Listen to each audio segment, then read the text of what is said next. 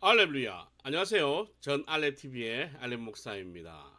오랜만에 전하궁성, 전혀 궁금하고 하나도 궁금한 성경 이야기 시간을 해보려고 합니다. 오늘의 주제는 다 같은 곳 시리즈. 오늘의 지명은 베델입니다.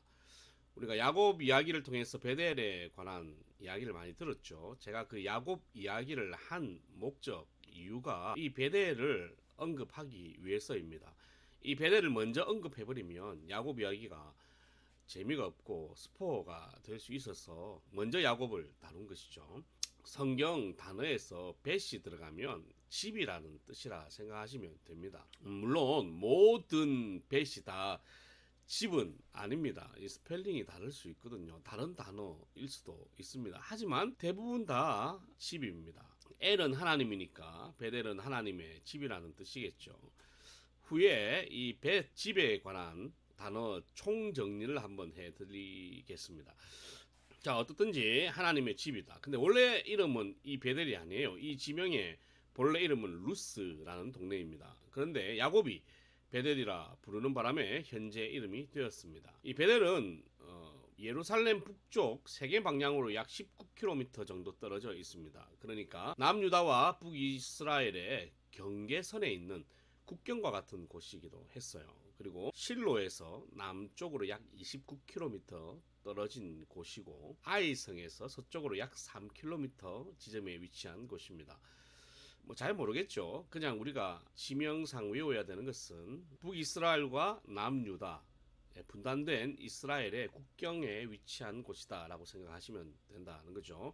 역사를 보겠습니다. 이 베델은 세겜을 떠난 아브라함이 단을 쌓고 하나님께 예배를 드렸던 곳입니다. 그리고 야곱이 할아버지의 단을 찾아 다시 그 단을 쌓아서 예배를 드렸던 곳이죠. 그러니까 한 단에서 아브라함과 야곱이 긴 세월의 차이를 두고 하나님 앞에 제사를 지냈던 곳입니다. 그리고 가나안 정복 전쟁 후에 에브라임 지파가 살았던 땅입니다. 그리고 이제 사사 시대를 열었던 땅이에요. 사사기 마지막에 보면 이스라엘이 베냐민 지파와 싸우려고 언약궤를 옮기고 하나님의 뜻을 묻는데 그곳이 바로 베델입니다. 그리고 사무엘이 길갈, 미스바와 더불어서 전국을 순회하면서 하나님의 말씀으로 이스라엘을 치리하고 통치했던 곳. 그 거점 도시 중에 하나가 바로 이 베델입니다. 또한 엘리야 시절에 선지자 학교가 있었던 곳이 베델입니다. 그리고 42명의 젊은 아이들이 엘리사를 조롱을 했죠. 이 대머리라고 조롱하다가 고맥에 찢겨 죽은 곳이 바로 이 베델입니다. 대머리는 절대로 놀리면 안 돼요. 그 다음 드보라가 이스라엘을 통치했던 곳이 바로 이 베델입니다. 그리고 이스라엘이 분단된 후 북이스라엘 여로보암 왕이 금송아지 제단을 세웠던 곳이 바로 베델입니다. 그리고 이 도시도 황폐화되었지만 바벨론에서 귀환한 베델과 아이 사람들 223명이 재건하여 다시 도시화된 것이 베델입니다.